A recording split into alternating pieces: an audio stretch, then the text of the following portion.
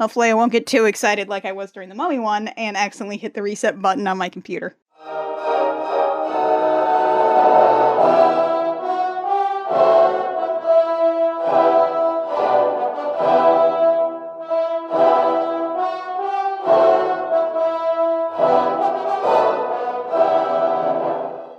Hey there, Internet. I'm Annie. I'm Kit. And I'm Mac. And this is I Will Fight You, a podcast where we've been turning opinion into stone-cold facts since 1986. Today's fact, Transformers is a cautionary tale for licensed properties. So, I've gotten into Transformers, and I'm going to talk about that, but Matt, are you just along for the ride on this one? Yeah, I'm just along for the ride. I don't know shit about Transformers. Nothing? I know there's Optimus Prime, I know there are things called Decepticons, and I know all the lyrics to The Touch. Why do you know all the lyrics to The Touch? After all is said and done, you've never walked. You've never won. Have you ever seen that movie? No. Why do you know this? It's a really great song. No! No, it isn't! When all hell's breaking loose, you'll be right in the eye of the storm. You got the heart. You got the motion. I've never even seen that movie! No. Where did you hear this song? I have an 80s playlist. I mean, like, have you ever even seen Beast Wars? Nope. Beast Machines? Nope. Gone to one of the Michael Bay movies. I did watch 4 with Annie with riff tracks. Wait, which one was... The Dark Side of the Moon one. That's not 4, that's 3. Whatever, that one. We watched it. By which I mean, I think I mostly zoned out and listened to Mark talk about suicide in Japan. You guys have some interesting movie nights. He's an epidemiologist. So anyway, Annie, I believe you have some things you needed to say to me. Okay, look. I kept hearing about this More Than Meets the Eye comic, and I figured, okay, maybe I'll finally start reading it. I got some on Comixology. It was for free after, like, asking Kit, like, okay, so do you recommend me reading this if I don't really remember much about G1 aside from, like, a handful of Transformers? And she said, oh yeah, no, it'll be great. I said, cackling maniacally the whole time. Do we want to talk about spoilers here, or should I just... I'm going to sub in a time code here, folks. And if you don't want to hear Annie yelling a bunch of spoilers about Transformers, you're going to skip to time code 4 minutes and 55 seconds. Okay, spoilers ahead. Why did they do that to Rewind? I was promised a flying ship of gay robots where you could get your head blown off accidentally and they would just rebuild it and make you better by telling you a story, like a Rashomon story. I was promised that kind of fatality in this world, along with some, like, I don't know, sadistic Decepticons, whatever. It's fine. It's fine. They're all hanging out with Grimlock on some planet. But no! I just started to be able to tell all these gay robots apart from each other, and then they kill a tiny little robot who turns into a memory stick. He sacrifices himself, and then his gay robot husband, who has needle fingers, just falls on the floor with one arm in a fetal position, and then he's never the same again. And then it turns out that that's apparently a cornerstone of all these different timelines and different quantum mechanics where these two gay robots have to be torn apart from each other constantly. I just started to be able to tell these robots apart, and then they made me start caring about them, and I hate it. I hate how much I care about these robots, and that I know their names now. I have Transformers toys that I can actually name now. I found a whole bunch of Transformers toys when my dad was moving that I took home with me, and I can actually put, like, names to them now. I didn't know who Ultra Magnus was. Just all these gay robots that love each other, and have beautiful relationships, and we've accomplished something banners, and car shaped like a head, and Megatron has like little tattoos on his chest, and little green robots inside big blue robots who can't smile. They had to go into a microscope to make sure he could smile. And I love this comic and I hate you. Welcome to gay robot hell, Annie. God damn it! What am I supposed to do with these feelings about all these robots? Well, what you're supposed to do is find some unsuspecting friend of yours and be like, hey, do you like Transformers? I know of this really cool comic you should read. So many volumes behind. I've already spent so much money, and I haven't even gotten to the end of More Than Meets the Eye before it switches over to being Transformers Lost Light. I bought crossover books. I bought books for a crossover event. I hate those. And here I am. I care about Megatron and his little book. I hate it. Okay, and we're back. For those of you who skipped to avoid spoilers, welcome back to the episode. I'm so upset. You did this to me. You're gonna do it to somebody else, and you will feel the same sadistic glee that I'm feeling right now. Hey, friends who skipped over that whole rant. You want to hear about a cool comic book called More Than Meets the Eye? You should read it and then tell me about it. Let me feel your pain. It's got a lot of funny, good jokes. You guys, I think I broke Annie. I'm just gonna cool down. Why don't you just, you're the one that actually knows more about robots. I was happy knowing all about Beast Wars and trying to pretend Beast Machines didn't happen. And now I have all of this other Transformers knowledge now that I want, but I don't. So why don't you just take it away, Kit? Okay, so, we usually do a thing where we talk about what our experience with a certain piece of media is. Mac already explained hers. Annie, in her own special way, explained her Transformers experience. Dinobot died for our sins twice. Dinobot is double Raptor Jesus, okay? My first Transformers series was Beast Wars, although it was called Beasties in Canada because CRTC regulations say you can't put war in the name of the title of a children's show. Didn't Mainframe have a whole separate thing with that, with a show called War Planets? Yeah, only here it was called Shadow Raiders. Beasties, though. Beasties, yeah. They changed the theme song and everything. Well, that's right, because the only lyrics in that song was just some dude shouting, Beast Wars! Only here it was Beasties! In that 90s guitar that was so lame, it actually shot the moon and came all the way back around to Rad. Yeah. I mean, it's better than the Japanese dub. Anyway, Beast Wars was my gateway drug into Transformers when I was a kid.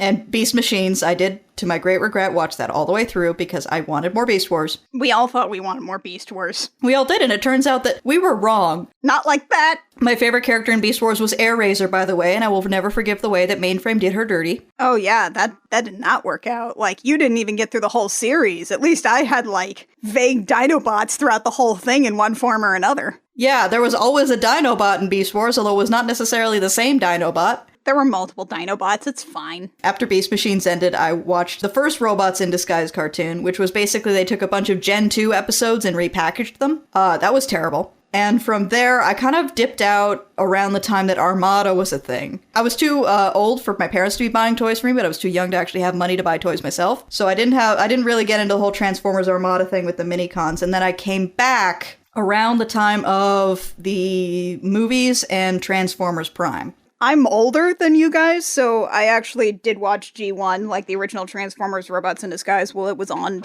TV. I just didn't really watch it as much as I watched other shows. And Transformers was in reruns for a much longer time than, say, Gem and the Holograms. But I got out of that eventually, got back in super hard in Beast Wars, and then I tried to watch that one Transformers anime that they showed on Toonami with the mini-cons, with Rad, who wanted to tell you about the Transformers. Yeah, that was Armada. Yep, that was Rad. His name was Rad. I like how both of us just basically skipped Armada. Yeah, I tried pretty hard. But Rad always wanted to tell me about the Transformers. We know Rad! And then I just sort of got out of it for a really long time until these comics. As much as I'm going to complain about the 2007 Transformers movie, I will give it credit for bringing me back to Transformers. If only because I remembered it being better. I had that experience with Voltron. The purpose of this episode is to talk about how Transformers, specifically the Michael Bay movies, are sort of a warning for anyone who wants to have their property adapted into a film. And I'm not one of those people who's like, the Michael Bay Transformers movies destroyed my childhood, because they didn't. I have actual problems in my life, just generally. Here's the thing. Transformers is and always has been a story property that exists solely to sell toys to children. That's why it exists. It is a brand. So it's always kind of been dictated by that. It's always been like this blatantly exploitative capitalist story. And the fact that we derive joy from it despite that is, I think, pretty awesome. So many 80s properties are like that, like in a really fascinating way. In a way that even the 90s couldn't quite recapture with things like Street Sharks, like Teenage Mutant Ninja Turtles were introducing stuff all the time. Gem and the Holograms had a whole episode about a radio station because they had a playset for it, My Little Ponies. Nothing else has ever been able to redo that aside from the 80s. Broadly speaking, of course. Stan, what do you have to say about Transformers? do you have anything to say about Transformers? Really? Tell us more. Okay. Really? Spoiler alert. Yeah. That's more spoilers. You gotta stop with that. We already put the spoiler alert earlier in the episode. Really? This has been Mackenzie Interviews Her Cat. About Transformers. So anyway. That is something, that's a business model that we had in the 80s in full force. And it is fascinating that that's a business model that we just don't really have outside of like the early to mid 90s. Like that's something that's largely petered off where you really want to sell toys with something, but it's not the specific vehicle just to sell the toy. You don't make episodes just because you have a new playset. Yeah, there are entire playsets that never ever ever show up in the show. Like, you know, with Avatar The Last Airbender. Oh boy, Avatar.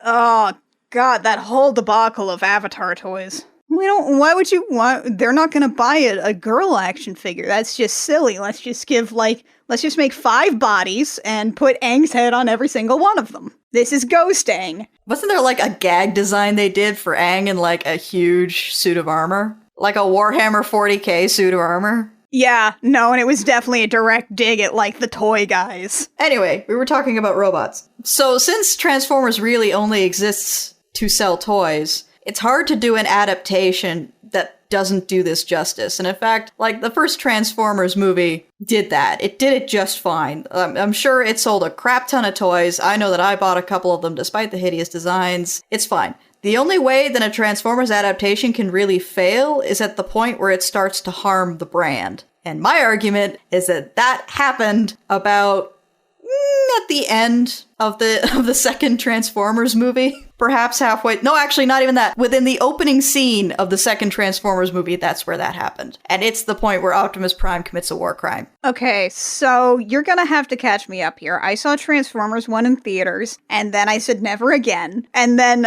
Transformers 3 was on Netflix, and there was a Riff Tracks riff of it, so we queued that up. So I skipped right over Numero Dos. All I know is that Peter Cullen was still in it, and Megatron probably said, "Starscream, you failed me again."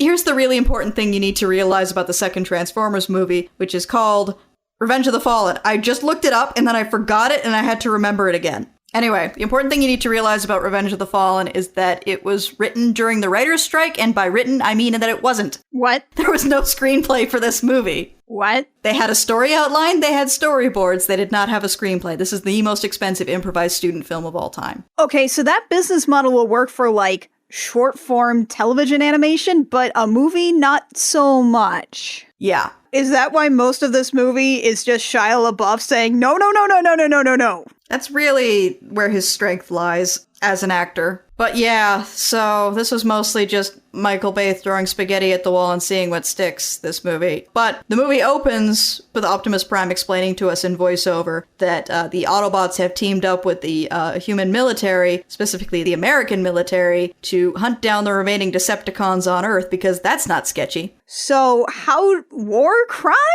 Yeah, I'm getting to that. This seems kind of a little like freedom is the right of all sentient beings. This seems like kind of in the opposite direction of that. Well, they're hunting down these Decepticons in, I think, Shanghai, but it's just like generic China. Oh, good. And so they chase down this Decepticon, and Optimus Prime manages to severely wound it, and it's lying on the ground dying, and he shoots it in the head. What? Optimus Prime shoots a wounded Decepticon in the head. Point blank. Yeah. Looking it in the eyes. He executes a Decepticon.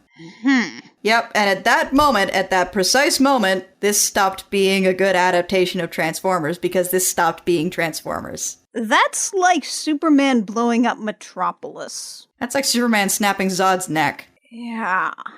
And that's in the first couple of minutes. So the movie keeps going from there? The movie keeps happening after that. It's a long movie. I mean, I remember number 3 being an exercise in endurance. Number 4 was a real exercise in endurance, but yeah. Didn't that have Optimus Prime with a sword on, like, a dinosaur that may or may not have been Grimlock? Yes, correct. And it was still very long. This sounds like my Jurassic World experience. So yeah, the movie keeps happening after that, and nothing of consequence happens in this movie, so don't worry about it. But yeah, and at the end, Optimus is fighting the Fallen, who is apparently the secret leader of the Decepticons. What? Yeah, Megatron didn't start the Decepticons in this continuity. I'm trying to make noises so you can picture the amount of pinching that's going on with my eyes and the bridge of my nose right now, and I don't think anything's accurately capturing that. I've read Transformers comics for about, like, a couple of weeks now, and I know that that's bullshit. And even then, like, it's not the dumbest thing that's ever happened to Transformers. Like, Secret Leader of the Decepticons that you can kill at the end of the movie, fine.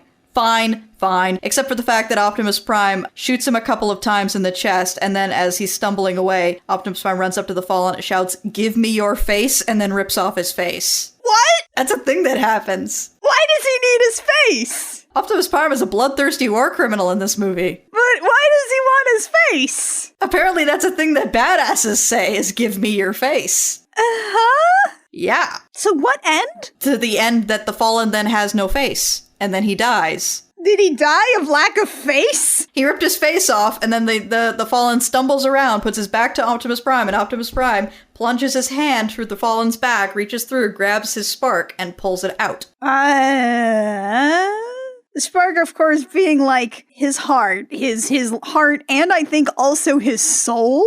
Yeah, a little bit. So he just rips that out. Yep. Optimus Prime. Yep. Peter Cullen. Yep. Freedom is the right of all sentient beings. Yep. Just ripped it out. Yep. Why? Because this movie did not have a writer. And Michael Bay thought it would be cool. Ah. Yeah. So that is not even the last time Optimus Prime commits a war crime, by the way, because at the end of Transformers 3, Leonard Nimoy robot is on the ground begging for his life, and Optimus Prime executes him. I think I was zoned out at that point. And then the sweeping orchestral ending music happens, and Optimus Prime stands in front of an American flag, and nobody seems to think that what he did was wrong in any way. So yeah, that is the point where Transformers stops being Transformers, because the Autobots stop being the Autobots, and Optimus Prime stops being Optimus Prime. Optimus Prime cannot be a bloodthirsty war criminal.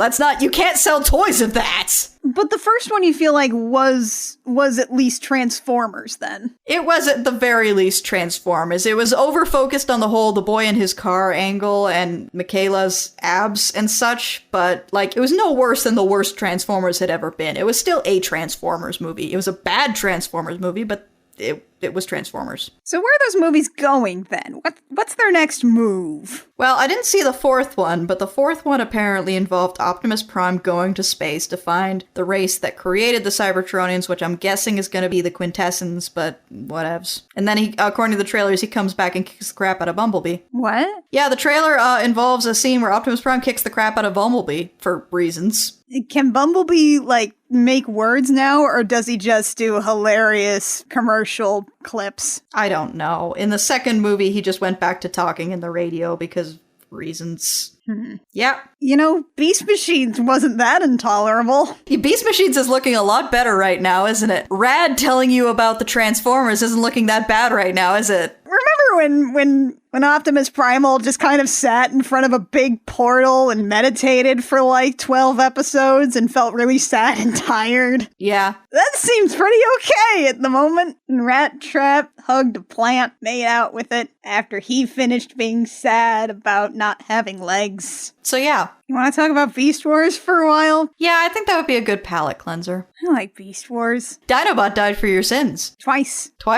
Hey, that first season was pretty garbage. Yeah, that wasn't really great. They hadn't hit their stride yet. Yeah, no, they had definitely not. It seems like it takes Mainframe about a season for any show to really kind of get the feel for it. Yeah. Cause woof-a-doodle, reboot. You're hard to watch now. How's it going, Mackenzie? You having fun? I'm fine. I just let my cat out so he'd stop screaming. You enjoying your caramel snacks? I ate them all. Did you enjoy your caramel snacks? They were really good. They taste even better if I mix them with, like, cheesy puffs. Kind of a salty, sweet umami kind of thing there. Yeah, exactly. Before we just talk randomly about Transformers for a bit, the point that I'm trying to make here is that when it comes to adapting your property, what you really need to make sure is that the person who is adapting it doesn't break your brand. Doesn't poison your brand. And unfortunately, in my opinion, that's what's happened with the Michael Bay movies, because for one thing, you can't take your kids to these. Yeah, I mean, do you want to subject your children to that? And for another, if the premise of your toy line is that it's the noble and awesome Autobots against the evil Decepticons, you can't have your good guys doing crimes, especially not doing war crimes. No. You're not saying it right. Yeah? Autobots wage their battle to destroy the evil forces of the Decepticons. Yeah, it's like that. You misspoke.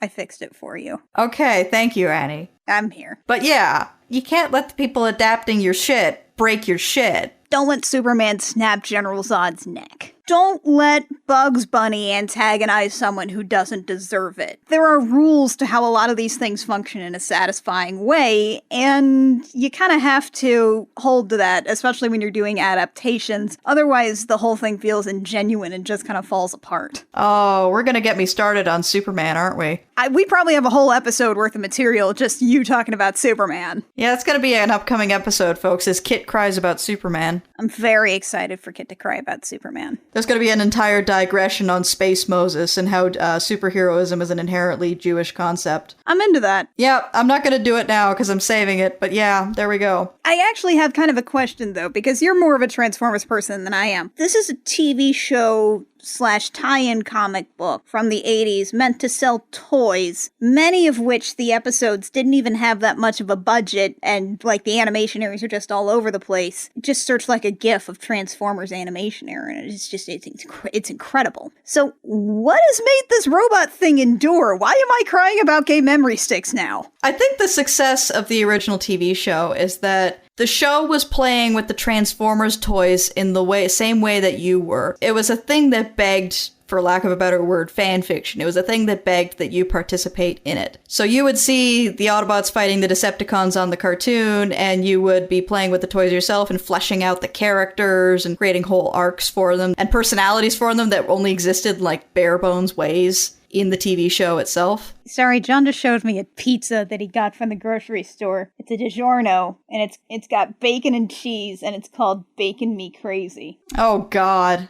God bless these United States of America. Your country's interesting. It's got its ups and downs. A lot of downs, but, you know, stuffed crust pizza. I miss cheese sauce. You mean from Steak and Shake? I mean from pizza places and Steak and Shake. You can get cheese sauce from pizza places. Not around here. I mean, Papa John's, but it's not the same cheese sauce. You mean the Mother Bear's cheese sauce? Yeah, I mean the Mother Bear's cheese sauce. You know what I mean. Yeah, okay, that's fair. This is an episode with a lot of digressions. But yeah, I think that, and also the fact that, you know, once Hasbro gets its teeth into a property that's successful, they are unlikely to let it go. So they just do the same 5-year relaunch over and over again, and Transformers. Yeah, I can't believe that Transformers has this many years of comic history. Like, it totally passed me by. It's had, like, several different publishers, too. In Gen 1, there were the Marvel Transformers comics, which were largely published in the UK. Then there were the Dreamwave Transformers comics, which weren't very good. Was that the one where, like, it has that one artist who just draws a whole bunch of big blocky shapes and then puts a whole bunch of gratuitous lines on them? Yes. Ah, okay. That style. And then IDW got the license, and the IDW comic had its ups and downs. I would argue that it only got good when you got writers like James Roberts coming on, and who were actually deciding to write cool science fiction using characters that happened to be Transformers. One thing that's fascinated me and made me almost a little angry about this is that James Roberts is very clearly a British person. Yes. These robots are saying things like "pop it" and "give us a look" and "too right." Yeah, the robots in James Roberts' Transformers comics all have British accents. This is just something we accept. Yeah, I just sort of got used to it. I mean, it's not any less plausible than them all having American accents. I mean, you're not wrong. But the fun thing about James Roberts is that he is an old school Transformers fanfiction author, so he got it. That explains it. Yeah, he wrote a whole Transformers fanfiction novel called Eugenesis, which I haven't gotten around to reading, but which is a doorstopper. Yeah, he was on the old Usenet groups, and yeah, now he's writing about his Transformers OCs for money. There you go. That's apparently how you do it. That's right, kids. You too can have this be your career path. And it also seems like Transformers has a whole lot of popularity stateside and in the Western world, when a lot of people conflate it with it being a purely Japanese property, which, like, there have been anime, and it seems like a lot of the toys come from out of there, but it's not entirely Japanese, right? It's like a weird collaborative thing. There were the transforming robot toys that came out of Japan, the original first line of those, and Hasbro got wind of those and basically bought the rights and started making their own and created a cartoon to sell them. And, you know, the making of the TV show has kind of bounced between the States and Japan, like Armada was like. Armada and the two shows that followed it up, or they were anime. They were Japanese shows. And then, of course, Mainframe was a Canadian studio, so Beast Wars was technically Canadian, and it's interesting. And there's been plenty of Transformers manga over the years, like Kiss Players. Do you know about Kiss Players? Oh, I do, but please record it for posterity. Kiss Players is a Transformers spin-off manga where the Autobots and the Decepticons are doing their thing, but they get, like, combat power-ups from kissing girls. Schoolgirls. It's icky. There's an entire panel where Megatron tries to get a little girl to French him, and it's gross. That was a real property. It was licensed. I'm not even sure who at Hasbro was responsible for greenlighting that, but that's fascinating. I'm always weirded out by the fact that there's this whole other, like, continuity of Beast Wars over in Japan. They made a Beast Wars 2. Yep, there was a follow-up manga. And this might be worth recording for posterity. In the Japanese dub of the Beast Wars animated series, they decided to make Airazor a dude. And Airazor, who is female in the Canadian and American version, has a romance with Tigertron, who is, as you might anticipate, a male tiger. So when they flipped the gender of Airazor, all of a sudden they had a gay romance on their hands. And so they decided to try and play it off as like a master-apprentice relationship, which didn't make it any less homoerotic, but also made it deeply uncomfortable. But you have to remember that this is a kind of gayness that you don't talk about that Japan loves. They love this kind of story. It's all over Heian era. It's like a master and a subfamily thing. Tigertron was Airazor's retainer. You even see tamer versions of this stuff in like Oran High School Hose Club with Mori Senpai and Honey Senpai. That is their bread and butter. They eat it up. But you do get the feeling that this is one of those things they brought over, but they didn't look at all the episodes before they did it, which I'm pretty sure Saban does every time they bring over a new Power Rangers. They just don't look at it. They look at 2 episodes and then they're just like, whatever, it's fine. So yeah. Did you know the Green Ranger just frickin' dies in Mighty Morphin Power Rangers original stuff? What? There's a whole episode. It's called Parai Dies. Wow. There's no ambiguity there. No. They paid so much more money for those guys to just keep making footage that included the Green Ranger in it. It's a whole thing in like the Super Sentai, like tokusatsu thing. It's fascinating. But no, I bet Japan did that exact same thing with Harry. They just reverse it and are like, well, it's fine. I mean, there's boobs, but like nobody's gonna look at a girl robot. Wait, they're kissing? Shit. One of the things that's always been fascinating about Transformers to me compared with other kids' properties is their perhaps over-willingness to kill off characters and have terrible things happen to them. Yeah, what the hell? I mean, they could get away with straight-up gore because it's robots and it's just energon and wires all over the place. Like, there can be a literal hole in somebody and they're just, they're not super great, but they're fine. They can walk and talk. Characters can just cut off their hands for funsies. The Transformers movie is pretty infamous for the fact that it killed off most of the beloved cast of the original cartoon. Yeah, the Transformers movie, like, we're not talking about the Michael Bay one, we're talking about the animated one that Mackenzie has never seen but knows all the words of the theme song for. You got the touch! You got the power! There it is! When all hell's breaking loose. I'm done. Okay, good. Yeah, it killed off, like, most of the main Transformers characters in, like, the first, 10 minutes of the movie? Yeah, thereabouts. Later, there was a fight song to Weird Al's Dare to Be Stupid. How did that happen? I don't understand. I remember watching that with my brother and being like, wait, that can't be... Is that based on another song? Is that not one of his... Yeah, that's Dare to Be Stupid. So you can see why I don't think Michael Bay ruined my childhood. It's because Transformers has had a lot of up and downs over the years. I mean, Megatron, I believe, correct me if I'm wrong, in the first Bay movie, Megatron just ripped Starscream in half unceremoniously on top of a skyscraper. That wasn't the first one. In the first one, he ripped Jazz in half on top of a skyscraper.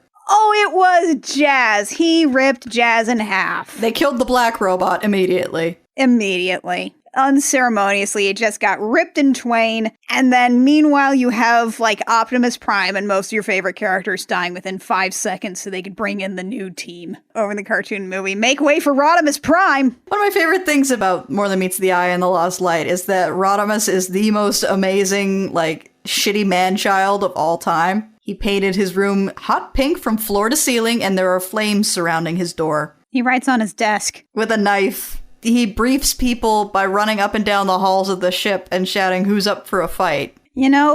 Now that I know that this is all from a guy that wrote fan fiction, this is starting to make so much more sense. Yeah, if you've been reading more than meets the eye and, something about it is familiar and you're not sure what, now you know. It reads like fan fiction. It is. It is the best kind of fan fiction. But yeah, Starscream does get some limbs ripped off in the Bay movies. I think it's in the third one. Why does he keep employing Starscream? That is the eternal question, honestly. And the only answer I can come up with is, it's a cartoon. It's a TV show, you should really just relax. It's a cartoon. Starscream just needs to be there. What I admire about Transformers Prime, the cartoon, is that Megatron gets fed up with Starscream pretty damn quick, and then from then on, Starscream's out. He's kicked out and wandering alone and getting into scrapes, and it's hilarious. I have one more important question for you. Yep. Why Universe hate Waspinator? Because he's the Starscream, because they killed off the actual Starscream at the end of Season 1. Yeah, they had a Starscream all set up.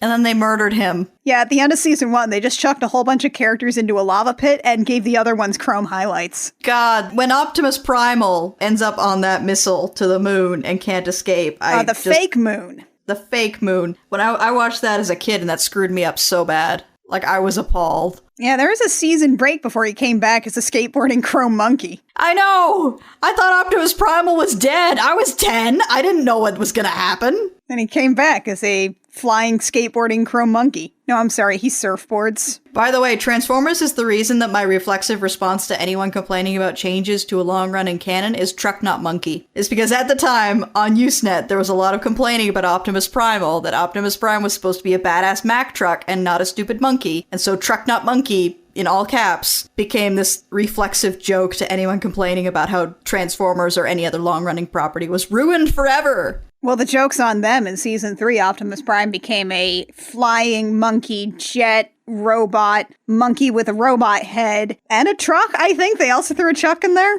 Megatron turned into a freaking dragon. I think he got the better deal. I didn't have a lot of the Beast Wars toys as a kid because my parents worked in newspapers. I was friends with this kid named Patrick, and Patrick had rich parents, and his parents were divorced, and they were constantly trying to buy his love, so he had all the Beast Wars toys. So, I would go over to Patrick's house a lot. And yeah, I remember that. The dragon and, like, the new Optimus Prime, and both of those were, like, 40 or 50 bucks, and they were huge, and God. John's got the dragon. It's at his parents' house. Why isn't it at your house? You know, I think we're waiting to bring it up with all of the original Run Bionicles, plus the little old dude leaders. I forget their names. What are their names again?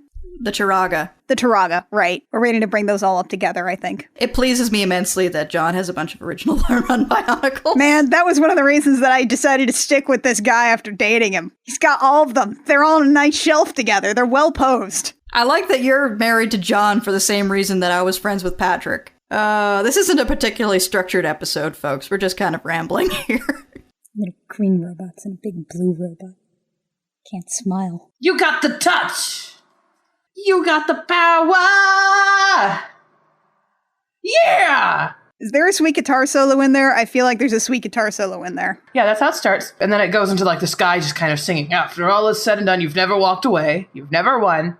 You're a winner! You got the moves! You know the streets!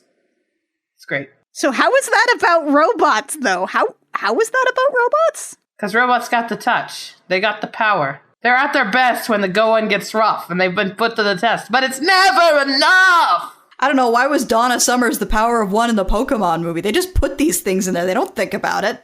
I mean, that's fair. They want to roll the dice on managing to get a music Oscar for Best Original Song. Also, I should note that there is a line that's like, it's in your blood, it's in your will, it's in your mighty hands of steel. I mean, come on, that's robots. Well, I guess that's robots. Yeah, that would make sense. You got the touch. Unless that's about the Silverhawks, who are partly metal and partly real. Aren't we all? You know, I don't think they're even partly real. They were cyborgs. I think they were androids that were made to look like people, actually. I think they were androids. That's a whole different 80s thing. I'm sorry. The Silverhawks? Silverhawks, yes. Oh boy, this is very 80s. I googled it. Had you never seen Silverhawks before? There's a bad guy who can erase your memories and record them, and guess what? His chest is a tape cassette. My chest, too, is a tape cassette. Your brain is a tape cassette. Your mom's a tape cassette. So's your face. Yeah. Oh my god, there's a Silverhawks wiki. Isn't there an everything wiki at this point? There's an Alvin and the Chipmunks wiki called Monkipedia. Why is it Monkipedia? I don't know, because they're chipmunks. All I remember is that I found it late one night when I couldn't sleep. It was like 2 a.m. And I somehow ended up looking at the page for Brittany, you know, the pink one, the girl chipmunk that wears clothes. And it listed her likes and dislikes. And it was very comprehensive. Among her dislikes was the color green and evil forces. God bless the internet. But yeah, if you ever want to go down a hell of a research hole with a lot of really sarcastic captions, TF Wiki is for you. Yeah, now was that actually founded by David Willis? Or was he just a very large part of filling up those episodes because that man likes Transformers a lot? I'm on TF Wiki now, and I'm looking for like a origin of the wiki page. Wonder if I search TF Wiki on TF Wiki, do you think the entire website will explode? Probably. You know, actually, that reminds me of something else that we have not talked about at all in regards to Transformers. They don't just sell toys for children. No, they sell toys for, like, olds with money. There are con-exclusive, very high-detailed versions of toys. There are a lot of Dinobots. There are so many Dinobots. Okay, so I searched for David Willis on the TF Wiki, and this is the opening paragraph. David Willis is one of several fan artists who has made the jump to working on official Transformers product. He is also known as It's Walkie here on the Transformers Wiki. Don't go near him in person, he has a Class 2 ear fungus and is a threat to everyone around him. That man is children. I knew a guy that I worked with at one of my previous jobs who was a Transformers guy, and I mean that with a capital T, capital G. I know some people that I classify as Transformers guys. Hi, Keith. If you're listening to this, you're not the guy I'm talking about, but you're my Transformers guy, Keith. But this guy at work, he once sat down and explained to me the toy collection thing about how, like, you can get Transformers, but you have to actually buy, like, separate Transformers toys that aren't technically Transformers toys because they're not, like, $600 and they don't have the license, but they're definitely Transformers toys. Like, your good friend, the pink female robot, Barcy. Yeah.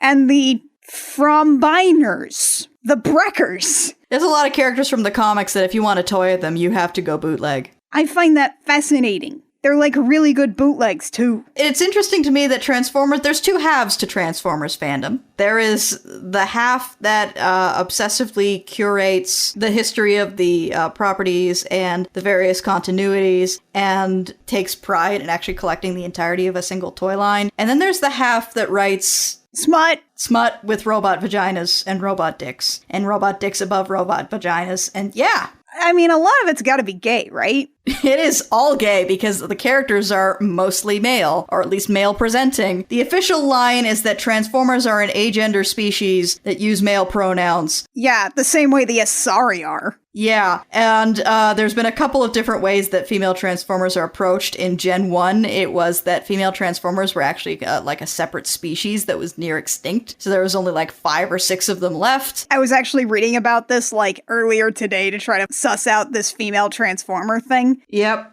Apparently, there was a point in comics continuity where they were basically Smurfetted. Yeah, there was... oh, God. The way that the IDW comics handled RC is like a clown show, and they're only recently starting to be like, yeah, that was fucked up. Maybe we shouldn't have done that. But in the comics, and this may be triggering for, like, people who have sense. Here's the truncated version. You know how Gargamel made Smurfette? You know how you didn't know that Gargamel made Smurfette? Well, Gargamel made Smurfette. That's why there's only one female Smurf. That's why Smurfs probably reproduce, like, asexually. Imagine that, but with creepy robots. The official story, for those who, like, skip ahead 30 seconds if you're going to be upset by this, which you probably will be, is that a male Autobot was captured by an evil scientist Decepticon and experimented on and turned female. Yay! Let that sink in. Let all the implications of that sink in, because it's bad. It's very bad. Now, as I understand it, the general consensus is, well, actually, there only being dude robots on Cybertron is kind of weird, and everywhere else has, like, other robots. Yeah, there are other colonies of Transformers, and a couple of them decided to try out the genders for a laugh, and now there are multiple genders of Transformers instead of just all a bunch of male-presenting robots. But it's a work in progress. Anyway, that's why all the robots in More Than Meets the Eye are gay, because they gotta be. They're just bots being bros. They're just very good friends. You could say I love you to your very good friend. Very, very good friend. So good friends that they've married each other. Because they're such good friends. Because they're such good friends, they've married each other. Oh God, they're married. How's it going, Mac? It's going good. I've got the touch. I've got the power. Just check it in. Why do they keep being ripped from each other? Why does that little waste disposal robot love his giant samurai evil friend so much? So yeah. Horned jet samurai robot. So we're coming in on kind of the end of the episode here. We've talked about the IDW Transformers comics a bit. If you want, like, good, solid Transformers comics that actually, like, get it and still manage to do interesting things with the property, anything by James Roberts is usually good. He did a mini-series called Last Stand of the Wreckers that stands on its own pretty well. So if you're into, like, horrible things happening to cute robots and also really good science fiction writing, maybe check that out to see if whether James Roberts is for you. I will say this, if you use Comixology Unlimited has about 4 volumes of More Than Meets the Eye on there for free, well, with your Comixology Unlimited subscription. As someone who, as I've said earlier, has had minimal exposure to G1 continuity of, like, original Transformers, I've found it very approachable with just a little bit of catching up. The basic idea is the war from the cartoon and the comics, it's lasted 4 million years and it's over. So you pick up from there, but you don't really have to deal with that very much aside from knowing that, like, Decepticons and Autobots aren't fighting anymore. Yeah, there's a lot of complicated continuity involved there that you can just basically ignore. If you do want a little more insight into the past of some of the characters, James Roberts also co-wrote a 2-part arc in the preceding Transformers series called Chaos Theory, which sort of breaks down, like, how Optimus Prime and Megatron met each other for the first time and the events that influenced their worldviews going into the war. And that's pretty neat. But it's also, like, in the middle of, like, near the end of this long-running, like, 2 issue Transformers comic. So if that's a little daunting for you, that's fine. Yeah, I haven't read that. I've picked it up really well, aside from a couple of moments where I'm like, okay, I'll just run with it, which I'm used to with Cape Comics. But I would say I would definitely pick up Transformers More Than Meets the Eye if you're interested. Just give it a shot. Like Kit said, it's got really cool sci-fi stories told incidentally with robots, like some kind of murderous creature being let loose on board a spaceship. So you've got an alien thing. You've got stories with time travel, stories with quantum mechanics of, like, separate universes and separate instances. You've got an everybody goes to Pleasure Planet and gets drunk story. It's basically everything you love about any long-running Space Odyssey series, but with Transformers. Eventually, you'll be able to tell the robots apart, and that's when you need to brace yourself, because right after you can start being able to tell these robots apart, it will take a while. That's when they start ripping your heart apart. This is they just start punching you right in the throat. Just brace yourself for it. If you enjoy pain, these are the comics for you. Yeah, and don't expect to be able to recognize all the robots on sight at once. It took me a really long time. I'm still figuring out a lot of the ancillary cast. So just be kind to yourself. Yeah, as long as you know how to recognize Optimus Prime on sight, you're usually fine. And his name was Orion Pax, sort of, sometimes. His name used to be Orion Pax before he became a Prime. Which is a thing, but now he's Orion Pax again, except to the part I'm at in the comics where he's Optimus Prime again. Don't worry about it. He's the big red robot with the truck in the face. Yeah, you know when you see him. He's in all the commercials. Megatron has a helmet. He's got a bucket on his head. When did he get those chest tattoos? When did that become part of his design? Because that's all I can really call them. They're just like a little sweet spoiler there. Yeah, Megatron's design has been through a lot in the comics. Clearly. In Chaos Theory, he looks completely different.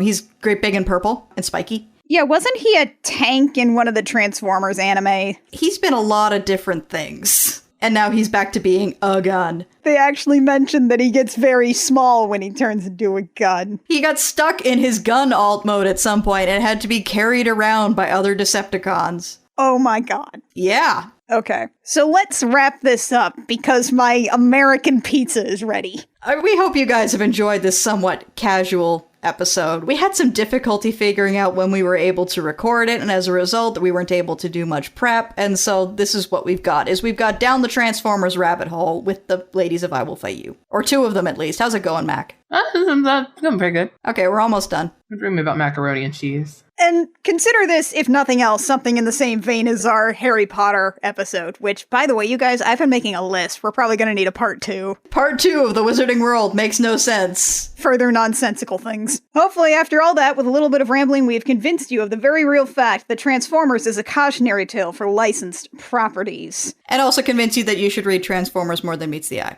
Probably should. In the meantime, though, we've got some final facts. Kit, what's your final fact? The Smurfette principle is almost never a good idea. No, correction. The Smurfette principle is never a good idea. Especially when you introduce robot body horror to it. Mac, what's your final fact? You've got the touch! You've got the power!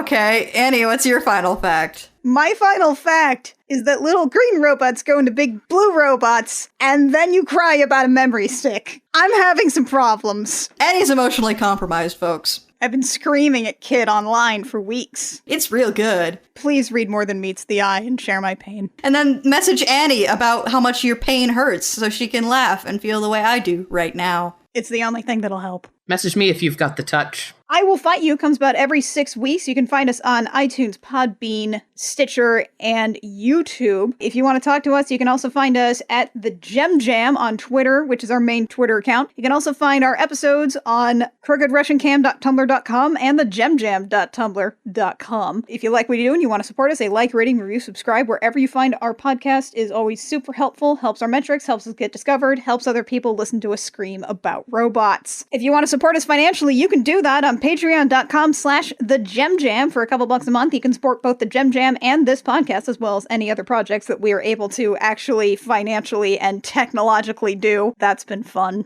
Join us next time when our stone cold fact will be: Ever After is proof that historical accuracy is tremendously overrated. We decided Mac needed to scream. It's another girly garbage episode, folks. Garbage episode! They're my favorite! Until next time, dear listeners, I'm Annie. I'm Kit. And I'm Mac. And we have fought you.